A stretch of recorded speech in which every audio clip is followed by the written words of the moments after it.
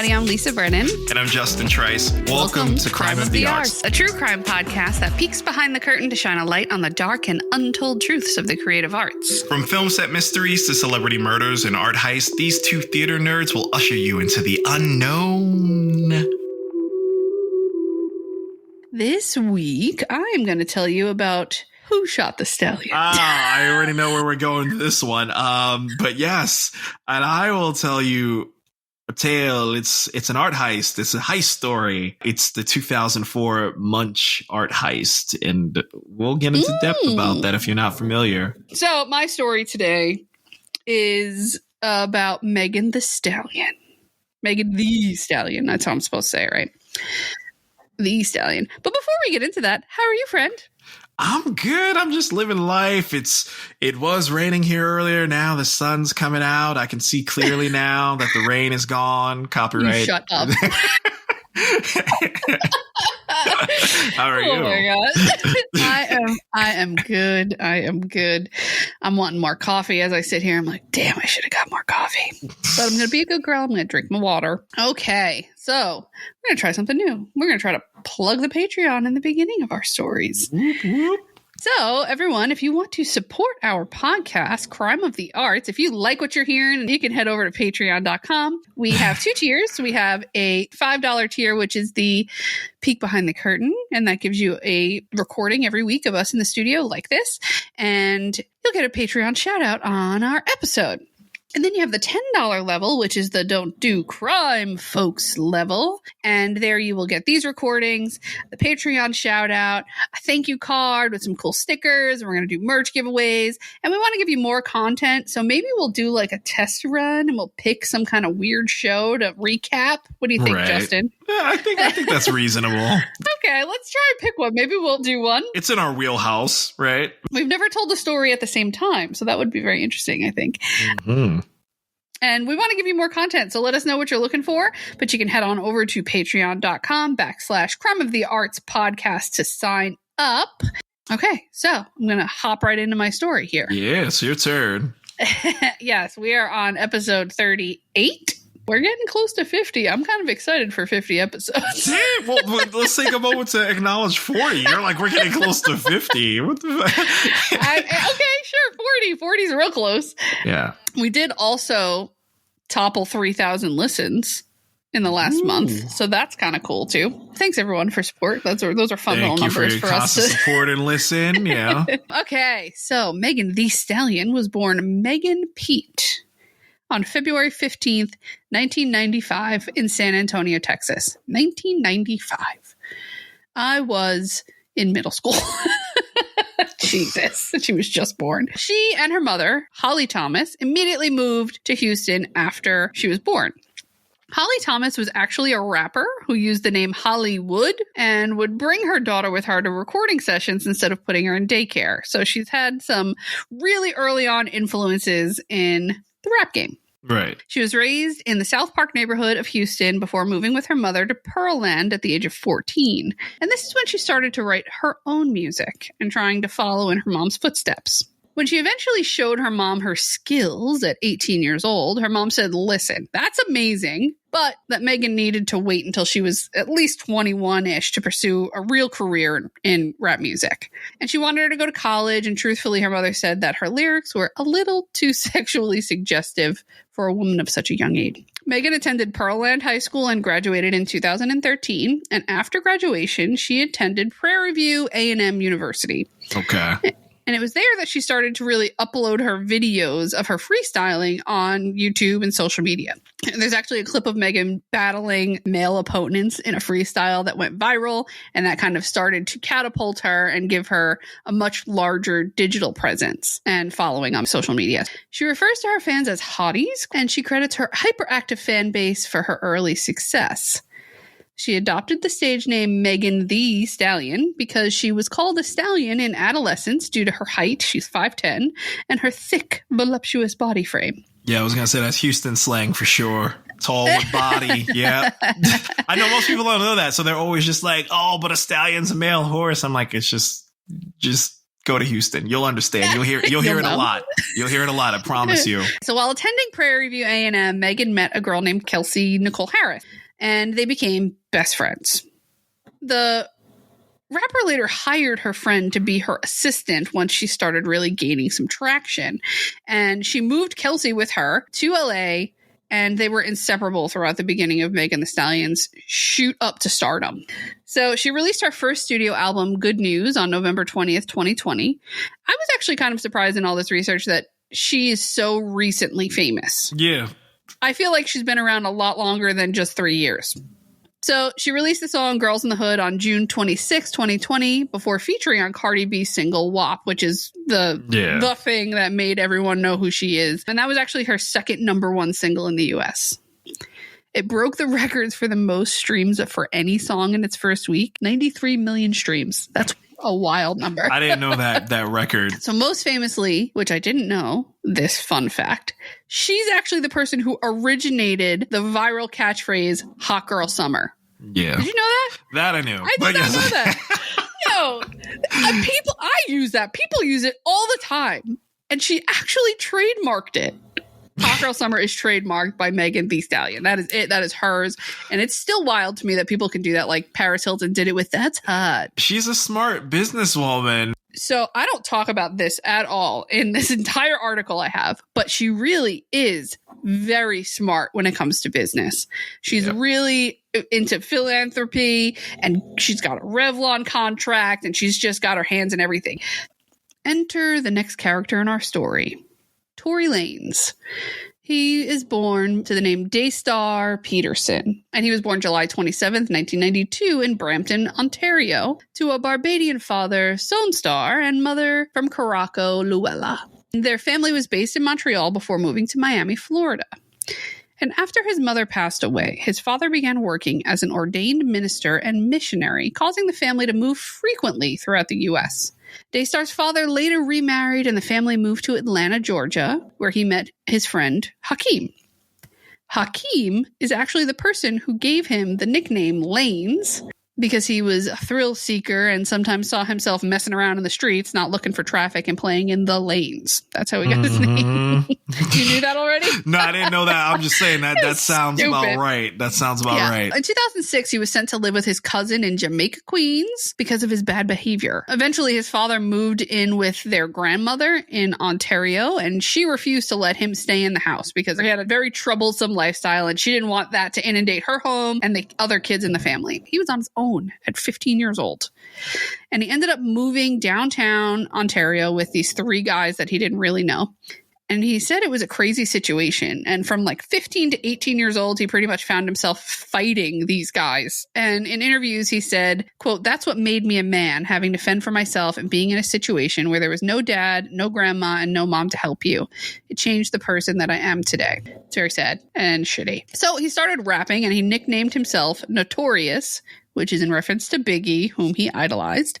And he adopted that into his new moniker, the Tory Lanez Notorious. It's a reach for me. But at 16, Daystar dropped out of 10th grade, and he would begin performing songs at outdoor concerts. And he soon found an interest in singing, but never received any real vocal training. He received initial recognition from the mixtape Conflicts of My Soul, the 416 story, released in August 2023. And in 2015, he signed to record producer Benny Blanco's Mad Love Records through Interscope Record. So Megan and Tory became friends after they met at a Rock Nation brunch in 2020. And she invited him to her house, and they made some kind of cameo appearance on his live Instagram show that emerged just at the beginning of COVID. He called it Quarantine Radio. That I have heard of. Yeah, he became pretty popular for it. He had like twerking competitions among random people on there. And soon celebrities like Bryson Tiller, Chris Brown, and Drake appeared on the show. As Kelsey Harris tells it, Megan had been pushing her towards Tory Lanez, and the pair eventually did end up having some kind of sexual relationship. She had a crush on him, whatever. Put a pin in that because it's important to the story. Mm-hmm. So let's dive into it. I actually listened to an episode of the Court Junkie podcast. I don't know if you've ever heard of it, but all of their stories play actual live feeds from court hearings. Okay. Like you're hearing actual testimony, and it's super cool, super niche, but it's very cool. And in all the articles I read in doing this research, every story said that Kelsey Harris has never come forward and had an interview or said anything about this story. But that's not true, because that entire podcast was completely an interview of her. And I bet you she's got the most truth out of all of these articles that I read. So I'm going to drop in some of the information I remember from listening to this episode. Okay. So Megan Thee Stallion and Kelsey Harris, like I said, were besties, but they are no longer. They are ex-best friends now. Da, da, da. So there's three sides to every story, right? They're each one in the truth. But as she told it, Kelsey Harris in the podcast, on July 11th, 2020, Megan Thee Stallion and Kelsey were invited to a fireside pool party at Kylie Jenner's house. It's like flip my hair. They were hanging out in the Hollywood Hills all day, and everyone was having a great time, laughing, hopping in the pool. And as the night wore on, everyone started to get really fucked up. More intoxicated, more messy. Megan actually gave fans a sneak peek into the party through an Instagram Live where she appeared pretty inebriated. She was like slurring her words a little bit, and she was poolside with Jenner in their tiny bikinis.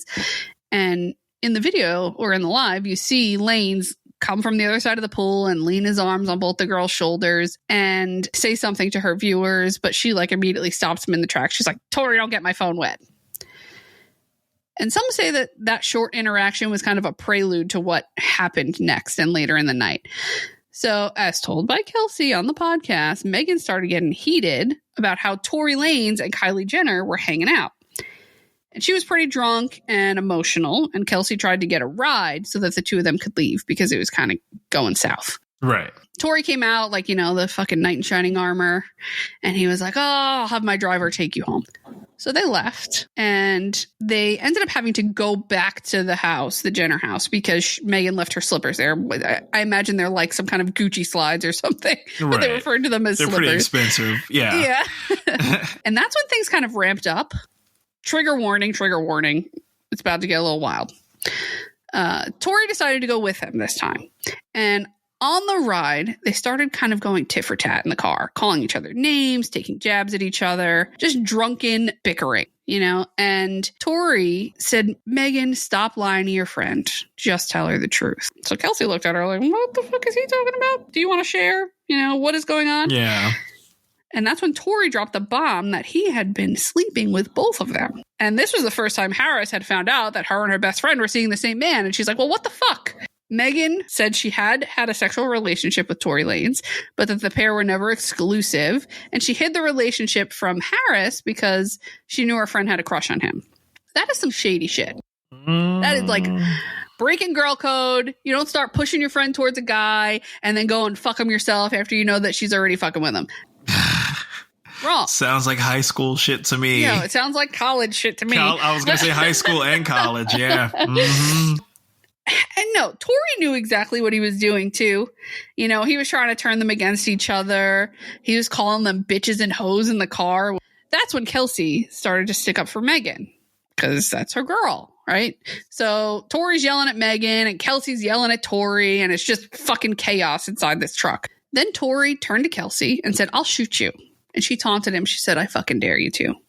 I dare you." And Megan just up and got out the car. The car had stopped at a stop sign or something on the side of the road, and she just got the fuck out. And she was like, "This arguing is unbearable, and I'm not doing it anymore." And she started walking down the street. Okay. Tori somehow coaxed her back into the car. And once she got in, everything got even worse. They started jabbing each other about their music careers. And apparently that was just the low blow that nobody can handle. Tori became enraged after Megan told him that he was only relevant because of a remix he did with Jack Harlow, and he ordered the driver to stop the car and demanded that the women get out. Megan didn't hesitate because she already didn't want to fucking be there. She already got back in. This is the second time she's getting out. And in court testimony, Kelsey recounted the next few minutes. She said, and I quote, "I got out of my side, and no sooner do you know, you start hearing gunshots going off. I look up maybe about the second or third gunshot, and you see Tori. He's now in the front seat. I guess he must have jumped over in some kind of transition, and he's leaning over the door. And as he's shooting at Megan's feet, he's yelling, 'Dance, bitch.' and Megan fell in the driveway of the home that they were stopped in front of. And both Tori and Kelsey started walking towards Megan, and it turned out to be an all-out brawl, pulling hair, screaming, hitting each other, all three of them. It just, in my head, it turned into like that cat fight where it's just like a ball. The acne, you just see the smoke and it just fists coming out. Yeah. Exactly. The stars, the whole Tweety Bird. Everyone's throwing hands. The driver gets out and he tries to break it all up. And by this time, the police have already been called by multiple people in this neighborhood. I mean, this is like a quiet street in Beverly Hills. This is very unlike the normal ambiance that you would have. It's after midnight and there's people screaming in the street, gunshots going off. And there's cell phone footage from that morning showing police officers ordering a limping Megan to walk backwards with her hands up. And they also ordered everyone else to get out of their car with their hands up and to get on the ground. And the police see Megan is bleeding and they're asking her what happened. And she told the police that she had broken glass in her foot from the party that they were at. But she's got bloody footprints painting the ground in the footage. Like as she walks, there's just bloody footprints. Tory Lanez was arrested that night for having a concealed weapon in the vehicle. And neither woman spoke truthfully about what happened that night to the police. And Megan issued a statement on social media 3 days later, airing the alleged details. So she did not expose her shooter as Tory Lanez until almost a month later. So the statement she made is, quote, "The narrative that is being reported about Sunday morning's events are inaccurate, and I would like to set the record straight. On Sunday morning, I suffered gunshot wounds as a result of a crime that was committed against me and done with the intention to physically harm me. I was never arrested. The police officers drove me to the hospital where I underwent surgery to remove the bullets. I'm incredibly grateful to be alive, and I'm expected to make a full recovery, but it is important for me to clarify the details about this traumatic night. I'm currently focused on my recovery so I can return back to my life and back to making music as soon as possible." Megan later said that she was afraid to tell the police the truth because just a few months prior to this incident, the George Floyd murder occurred. And that's George Floyd was killed on Memorial Day weekend in 2020 by Minneapolis police. And that shooting sparked global protests against police brutality. There have been innumerable number of cases that continue to occur and cause this distrust. In an interview, she said, "I didn't know if they were going to shoot first and ask questions later, and I don't want to die. And I don't want anyone else that's there to die either." I think that's fair. It was very fair. It was very valid. Yep. The fact that she had that composure to think that out and, after being shot. Right. Additional charges ended up being filed against Lanez in October of 2020. And prosecutors charged him with 1 felony count of assault with a semi-automatic firearm and 1 count of carrying a loaded concealed firearm in a vehicle. He pled not guilty to the charges, making way for the December 2022 trial. Oh, boy. Do you already know this case and the outcome? I do know his outcome, but I'm still what I didn't know. So he ended up shooting both her feet. It wasn't just 1 foot that caught a bullet. It was both. It didn't say. Oh, yeah. I don't think I said both, but he shot at her feet, and she it's very like Western saloon style.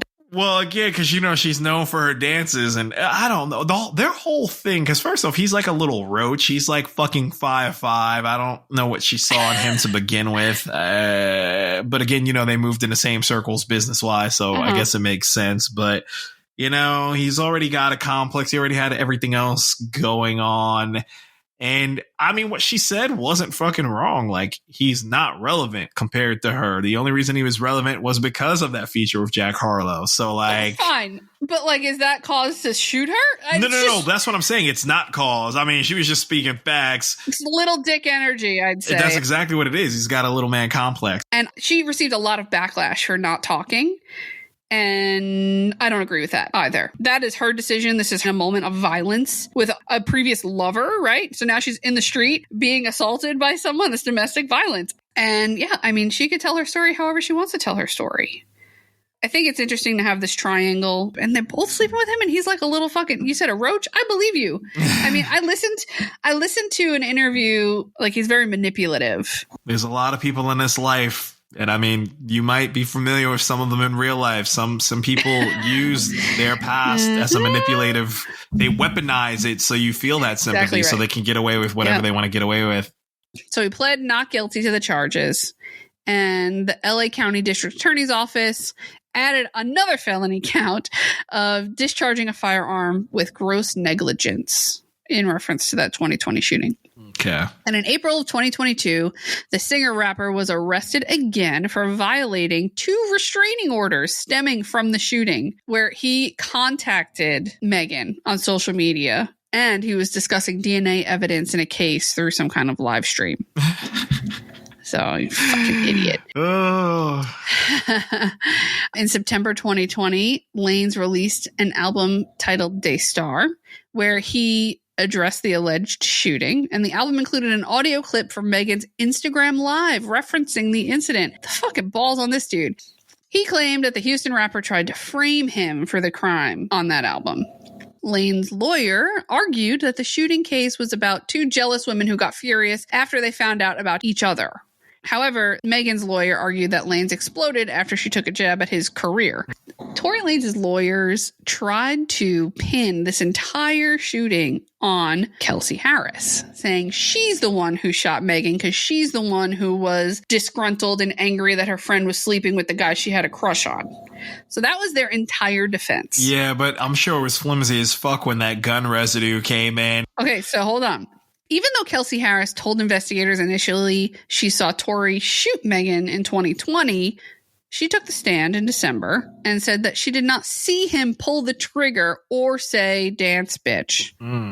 So that was her testimony. And her testimony kind of all of a sudden started like recanting information that she had originally given, or like she couldn't recall things. And she was actually granted immunity for her testimony. Really? Even though she was still flip-flopping? Yes. Interesting. Okay. And she also fended off allegations that she was the actual shooter in her testimony. Reports show that both Harris and Lanez had gunshot residue on their hands. How the fuck?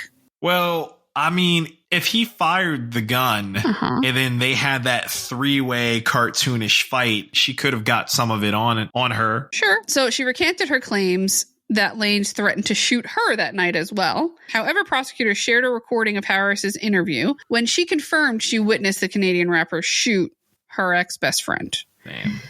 Yet, Harris testified in December that her testimony 3 months prior was not 100% true, and she did not remember what she said previously. So it just kind of gets real muddy real quick once it comes down to being in court. In the podcast, and she talked about it a little bit here, she talks about how Tory Lanez actually called her to apologize and offered her money. Pretty much hush money. Like, yeah. Yeah. Like, hey, is there any businesses that you want to start? Like, I'll give you money to do that. I'll give you, $1 million for this. But she denies that it was a bribe. Blow that out your ass. He definitely tried to bribe you. And Megan said the same thing, that he tried to contact her to see if she would take money in order to not say his name. He ain't got enough money to pay Megan. I'm just throwing that out there. Yeah. So she said, "No, I want to make it very clear. Tory did not pay me anything." He reportedly also offered to pay for her lawyer, but Harris said that she didn't know if he did that or not. So prosecutors showed in court Harris's text messages after the shooting to Megan's bodyguard saying Tory shot Meg. You can't get any clearer than that. Still in her testimony in December, she said she didn't know who shot Megan Thee Stallion. Wild. Like, how is it not perjury? And yet she was granted immunity. I'm still baffled. Yeah, but they should still be able to bring her up on charges for lying on the stand. Oh, no doubt. No doubt. I agree. Lawyers presented their arguments in a 10-day trial, and Tory Lanez never took the stand, which is unsurprising. Yeah, right. Because I can't imagine he's going to get up there and help himself at all. In today's news, water is wet. No, right. Besides Megan and Harris, the gentleman who called the police, his last name is Kelly, Mr. Kelly, medical experts, law enforcement, as well as Lane's driver and Megan's former bodyguard were all scheduled to testify. And they never did. That's all of your witnesses. Yep. Where did they go? So Lane's defense initially also claimed Corey Granville and Kylie Jenner as witnesses to an argument at Jenner's house, but they also did not appear in court. They weren't getting involved in that? Prosecutors in their closing arguments applauded her courage to look past the backlash that she faced and the overexposure of her personal life and to speak out about the crime. And the defense team continued to point the finger at Megan's former friend for the shooting. However, there's no concrete evidence to support any of these claims, and Kelsey had not been charged with any crime related to the incident. Remember, she had immunity. Right.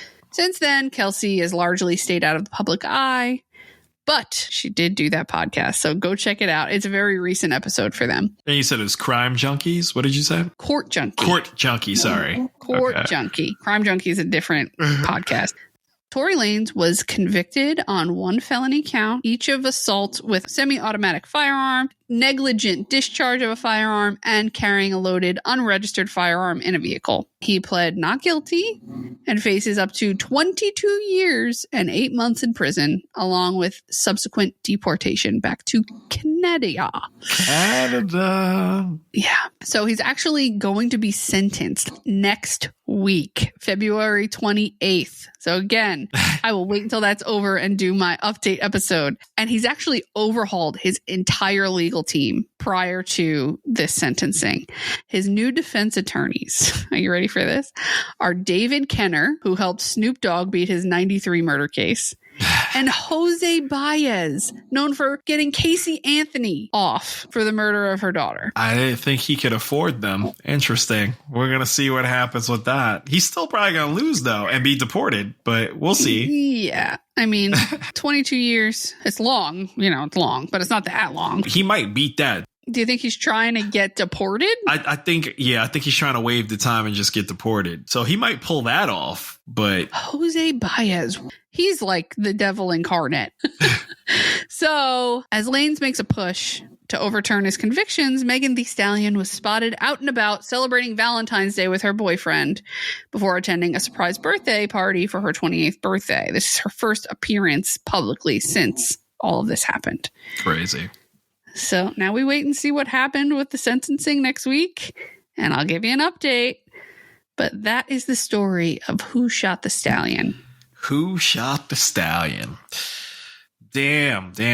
Yeah, see, I knew bits and pieces of the story. I mean, I knew he shot her, but like in terms of the details of he could be facing 22 years and who he now has as his legal team is pretty fucking wild. And also, again, the whole confession with Kelsey flip-flopping, that's like...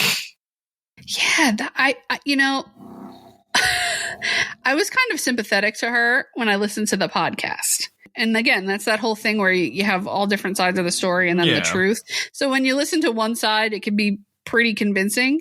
But the more research I did, the more I found that she's not innocent in all of this either, right? I mean, I'm not saying that she's the one who shot, but everybody plays a part in the violence that occurred that night, she included. Kelsey Harris talks on the podcast about how her and Megan never had like an official argument or like anything in particular that stopped them from being friends, except after this incident. She said that she was like contacting her people, her team, and like trying to get in touch with her.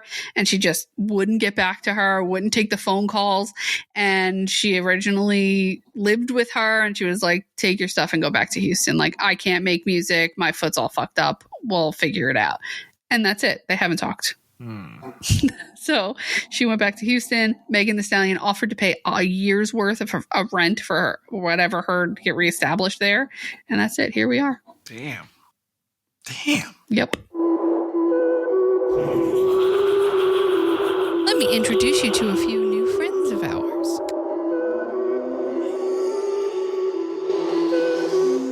Looking for a new true crime podcast to binge but don't have a lot of time? Check out my podcast, Bite-Sized Crime. My name is Joy. I'm a school librarian, obsessive researcher, and lifelong true crime nerd. Each week, I bring you a new case to dissect. I focus on the facts, giving exposure to some of the lesser-known stories in the true crime world. And each episode is less than 20 minutes, just right for your busy schedule. Get your true crime fix and subscribe to Bite-Sized Crime on Apple Podcasts, Spotify, or wherever you like to listen.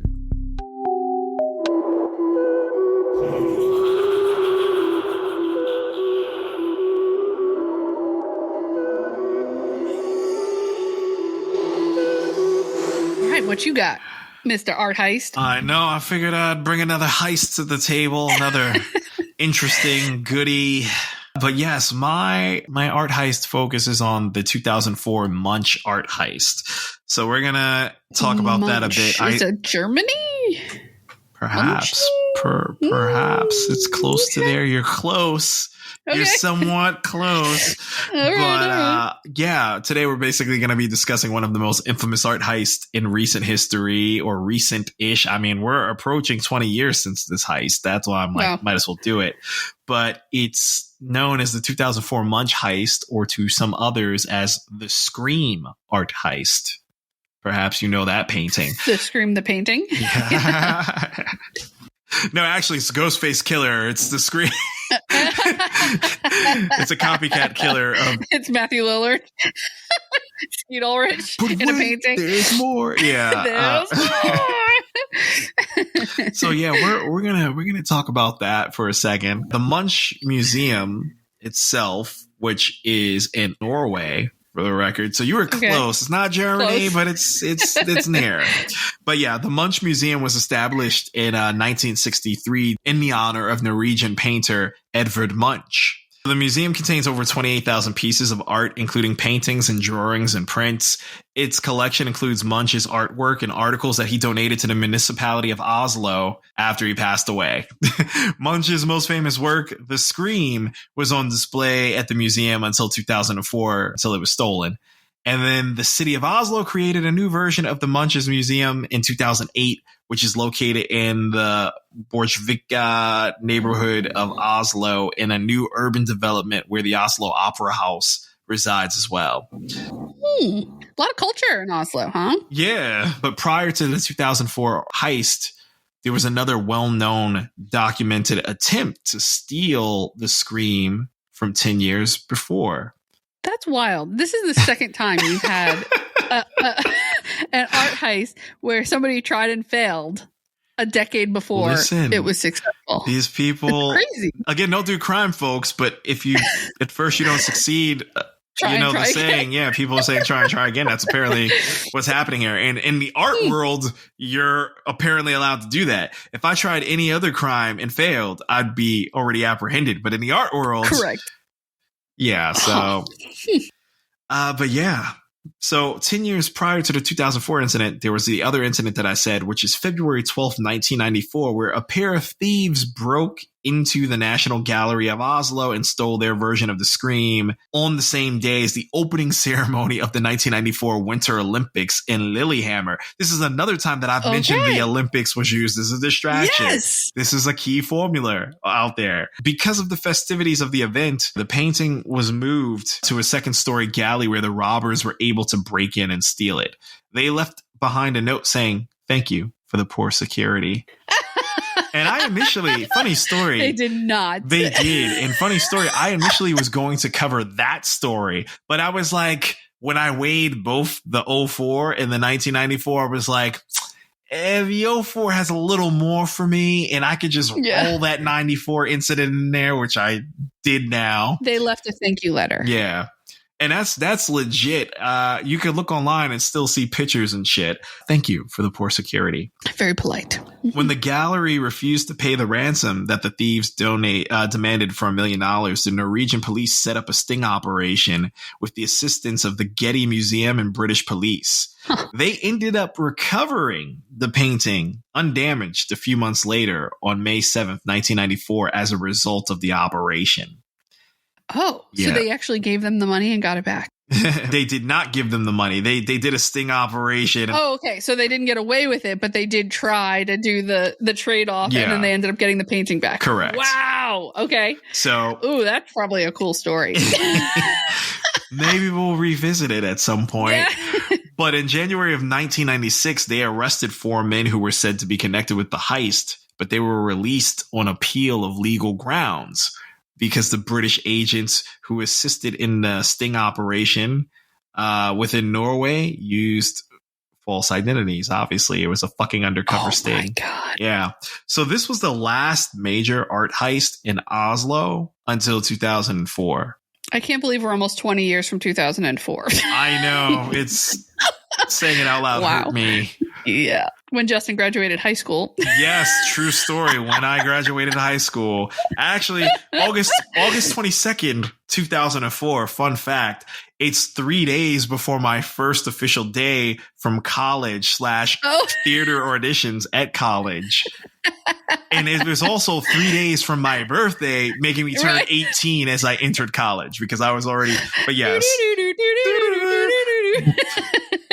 Alternate dimensions. Welcome to my journey as I relive my life, and I'm old now. Where did the time go? But yeah, on that day, 2 masked men entered the Munch Museum armed with firearms during the day. Broad daylight. This is another reason why I was like, I have to go with this. Because as you guys know, the nature of an art heist tends to be stealthy, nighttime shit. This happened broad daylight. They're not robbing a bank. Yeah, yeah. So yeah, they came in with fucking armed weapons to the nines, and they threatened the museum staff and visitors and proceeded to take the Scream painting off the wall. So along with another one of Munch's paintings called the Madonna, the men then fled the museum in a waiting car, which was later found abandoned a short distance away from the museum. The theft took less than 60 seconds. I cannot stress that enough. Wow. The theft took less than a minute, and the gunman made off. They were in and out in a minute. Broad daylight with guns. Fucking wild. Yes. Did they have a third person in the car, or did the two of them do it all and then they drove off? There was someone within a car already. The car was waiting to rev and go. Oh my God. So less than a minute, folks. It took less than a minute, and the gunman made off with one of the most valuable pieces of artwork in the world.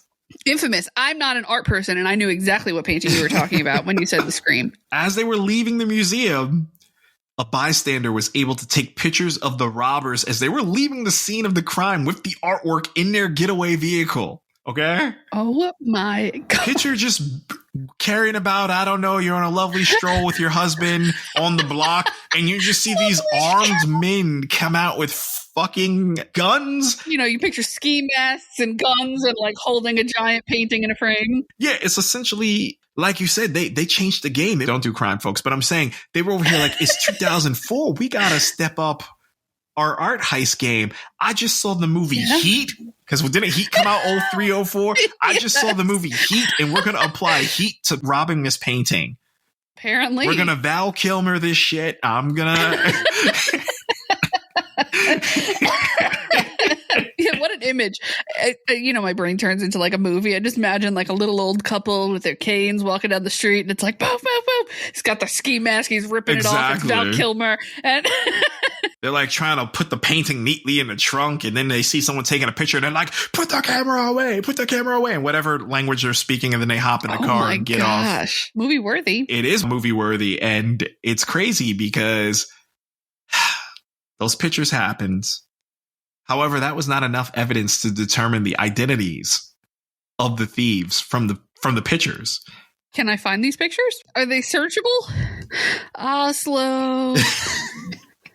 Oh boy, I should probably know how to spell. Oslo. Scream. Painting. Heist. Pictures. Take a look. Yeah, that's not there, right? No.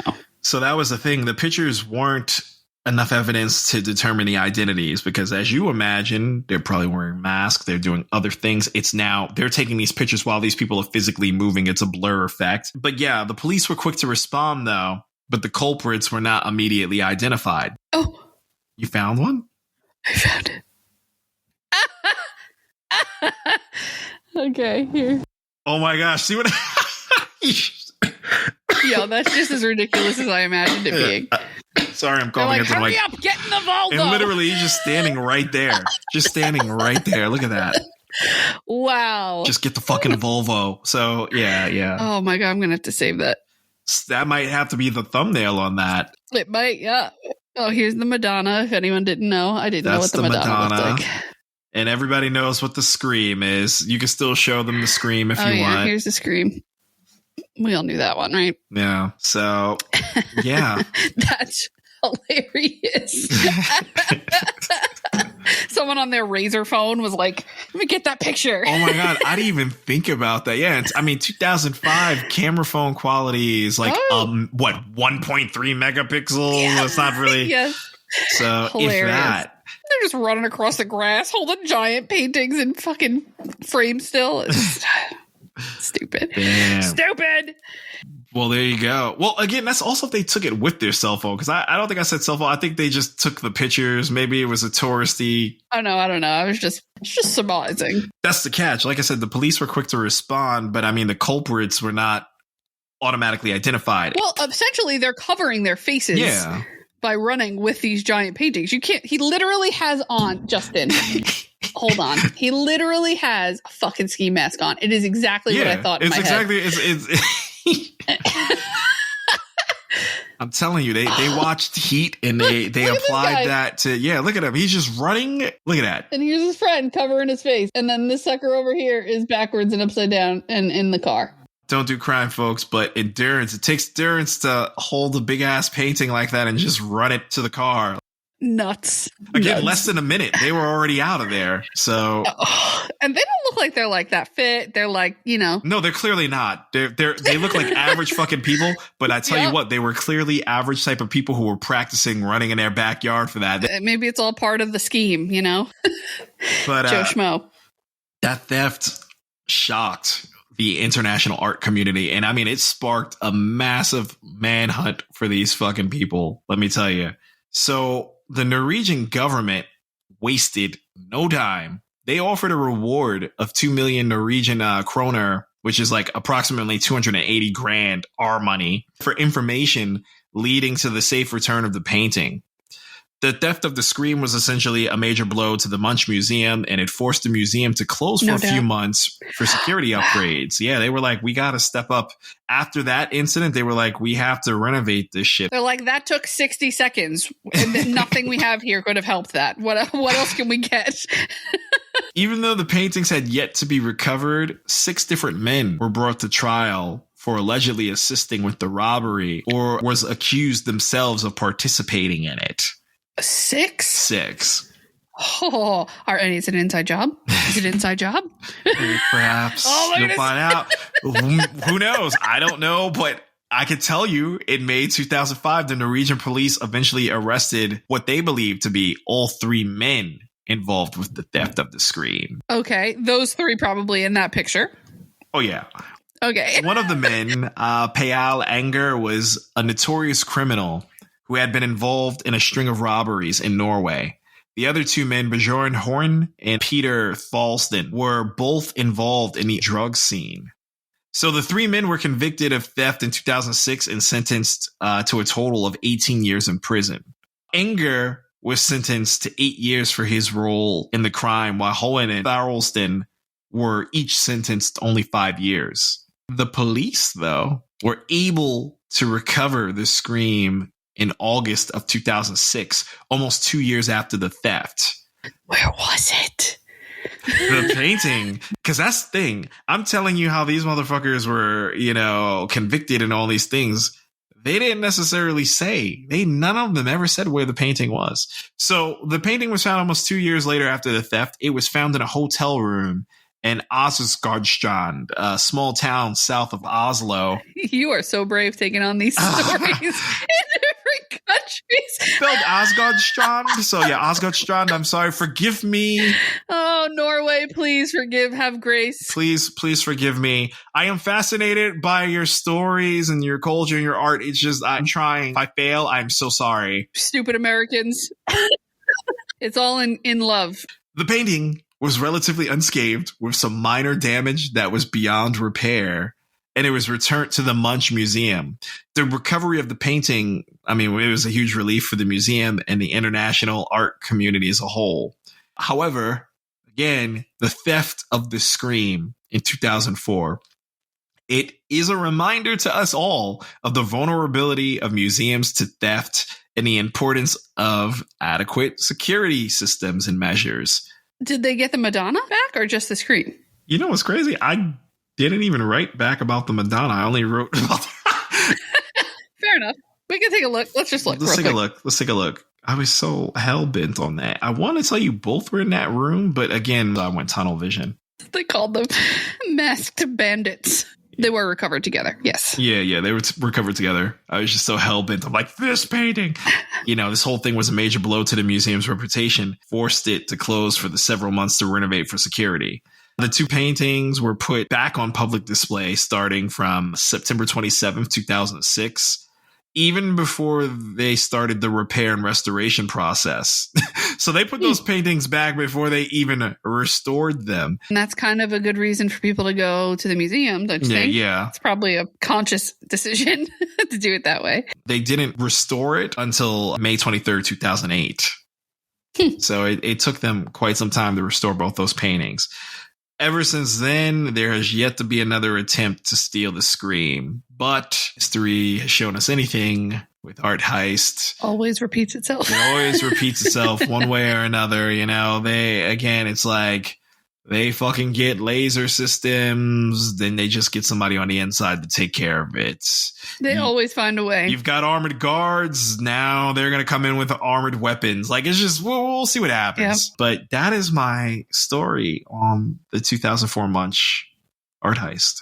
That's awesome. That picture is cracking me up. It's better than I imagined it to be.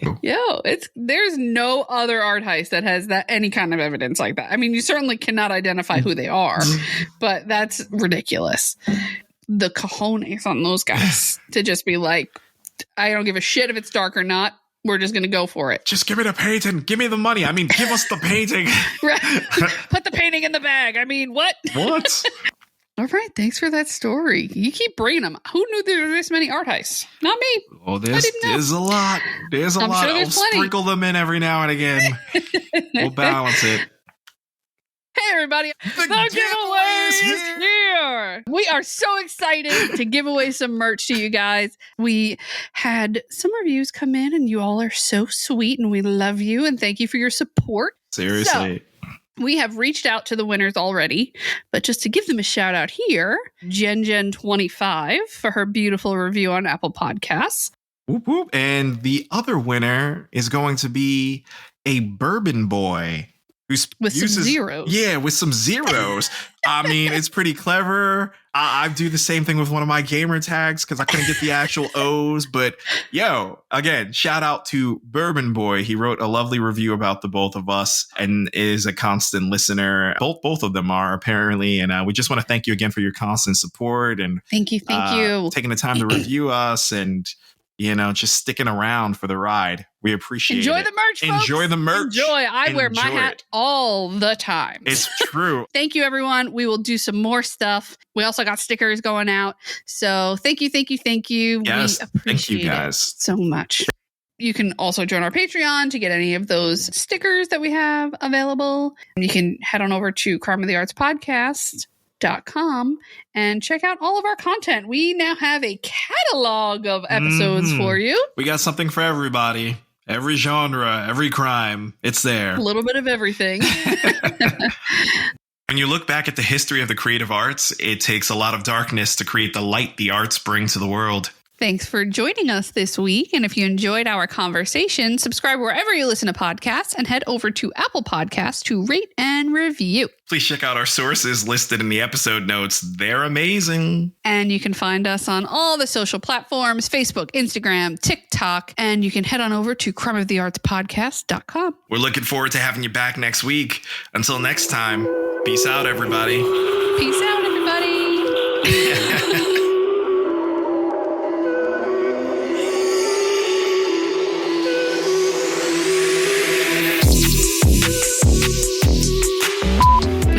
I'm Lisa Brennan. And I'm Justin Trice. The giveaway is here. Oh. Okay. I fucked it up. You're right. Bloopers. Okay, can we add this to the Patreon as blooper? Because that was funny as fuck. I'm sorry. All right.